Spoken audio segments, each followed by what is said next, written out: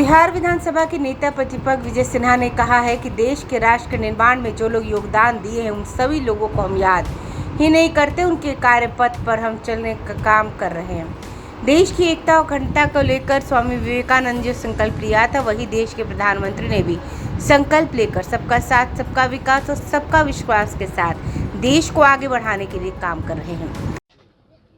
देखिए, हमारे राष्ट्र के गौरव गाथा को लिखने में जिनकी भी योगदान रही है, भारतीय जनता पार्टी 21वीं सदी का राष्ट्र निर्माण में उन तमाम महापुरुषों को हम श्रद्धा सुमन ही अर्पित नहीं करते हैं, उनसे प्रेरणा लेकर हर समाज को जोड़ने का काम करते हैं। छोटे हृदय से बड़ी गाथा नहीं लिखी जा सकती। हर समाज के लोग को, जिसने भी इस राष्ट्र को बनाने के लिए अपना त्याग, तपस्या, बलिदान दिया है, उन सब को लेकर के भारतीय जनता पार्टी विश्व का सबसे बड़ा सर्वोच्च सिंहासन पर मां भारती को बैठाने का संकल्प लिया है और सब समाज को जोड़कर 21वीं सदी के राष्ट्र का उदय का जो संकल्प स्वामी विवेकानंद जी ने लिया था और देश के प्रधानमंत्री नरेंद्र मोदी जी उसको जमीन पर उतार रहे हैं। आज उसी की ये परिणति है और भामाशाह राष्ट्रवाद को सबसे बड़े पोषक थे और हमारी शुभकामना भी है कि इनके पथ पर हमारे युवा प्रेरणा लेकर समाज के सामाजिक समरसता और एकता को राष्ट्रवाद के पथ पर लगाए। देखिए, जिनकी मानसिकता में नकारात्मक भाव है वही महापुरुषों को जाति में बांधते हैं। महापुरुष का न कोई जाति है, न धर्म है, न क्षेत्र है, न भाषा है। वो मानवता के रक्षा के लिए इस धरती पर जन्म लिए हैं और हम जानते हैं अपने शास्त्र से कि आत्मा अमर है, आत्मा परमात्मा का अंश है। हमेशा वो पवित्र आत्मा किसी न किसी रूप में किसी न किसी के बीच जन्म लेते हैं और वो आत्मा हमारे पूजनीय है। भारतीय जनता पार्टी जाति के भाव को मन में रख कर नहीं, महापुरुषों के कर्म के भाव को लेकर चलता है। वोट पाने के लिए सरकार ने आनंद मोहन की रिहाई के लिए जो कानून में संशोधन कर लिया, सर क्या कहेंगे आनंद मोहन को?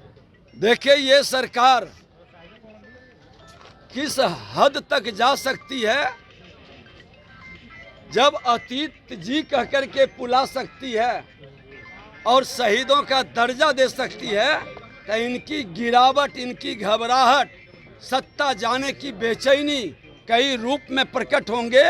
लेकिन जिन लोगों के साथ इन्होंने अन्याय किया है, आज आनंद मोहन जी के साथ अगर जो इन्होंने अन्याय किया और लगता है कि हम सुधार कर रहे हैं, तो इनकी गिरावट, इनकी घबराहट, सत्ता जाने की बेचैनी कई रूप में प्रकट होंगे। लेकिन जिन लोगों के साथ इन्होंने अन्याय किया है, आज आनंद मोहन जी के साथ अगर जो इन्होंने अन्याय किया और लगता है कि हम सुधार कर रहे हैं, तो इनको माफ़ी मांगनी चाहिए। इतने दिनों तक वो बंद कैसे रहे, ये बतानी चाहिए मुख्यमंत्री को। ये पश्चाताप पहले क्यों नहीं किए? वोट की राजनीति के लिए समाज के अंदर वातावरण को नकारात्मक भाव में लाकर तुष्टीकरण की राजनीति से लाभ नहीं होने वाला। कल नारा लगा अतीक अहमद का नारा लगाया जा रहा है कि शहीद रहे, अमर रहे, अतीक को लेकर। देखिए, देने की मांग की गई है सर। आतंकवादी, उग्रवादी, अपराधी शहीद नहीं हो सकता। जो समाज राष्ट्र के लिए अपना जीवन न्योछावर करता है, सत्य के पथ पर चल करके अपने सिद्धांत को, राष्ट्र को गौरव प्रदान करता है, वही शहीद हो सकता है।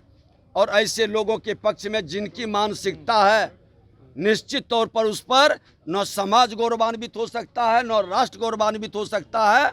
और सत्ता में बैठे लोग को थोड़ी सी भी शर्म बची है तो एक्शन होना चाहिए।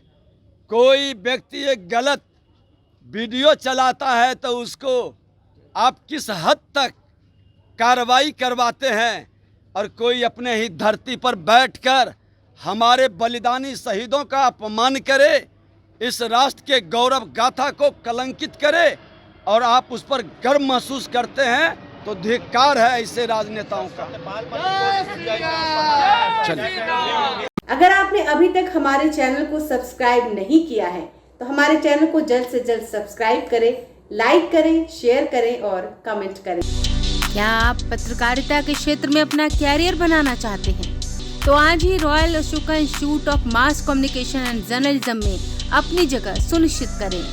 आर्यभट्ट ज्ञान विश्वविद्यालय पटना से मान्यता प्राप्त 100% प्लेसमेंट के साथ royal Ashoka Institute of Mass Communication and journalism नामांकन जारी है।